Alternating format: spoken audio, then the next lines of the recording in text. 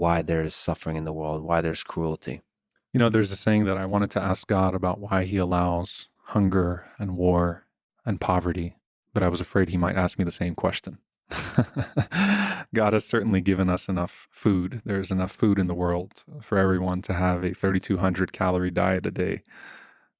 God has certainly given us enough guidance for us to not inflict on each other the cruelty that we inflict. When we look to the world around us, first and foremost, we have to have a sense of accountability. We are accountable for our own actions. We don't blame God for the evil of man. That's one. But at the same time, we understand that God in his wisdom allows for certain outcomes that we cannot encompass with our own.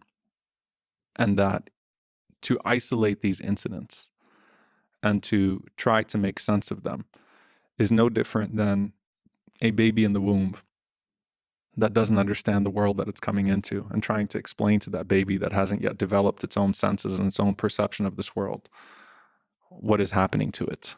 When you have to tell your child that they can't have something that they really, really want, and that child thinks you hate them at some point, because why are you stopping me from putting this toy in my mouth and choking me myself? They don't get it, right? But at the same time, you prevent them out of love.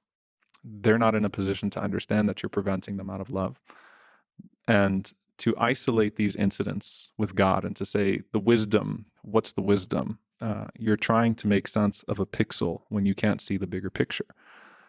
Your mind is not at a place where you can make sense of the bigger picture. You haven't seen the bigger picture. And so for him to even explain to us every incident would completely defeat the purpose of putting your trust in him. So we believe in a God that is all-encompassing in his knowledge and wisdom, the existence of a hereafter where all things find recourse, where there is divine recourse, allows for this world to be situated within the existence of something greater and not treated in isolation. So when you're trying to treat an incident of this world in isolation, you're going to fail. And when you try to treat existence in this world and of this world in isolation, you're also going to fail. And so the emphasis is the belief in God, a God that is not limited like you are, and a belief in the hereafter that is not limited like this life. And so everything continues onwards, and there's divine recourse for everything.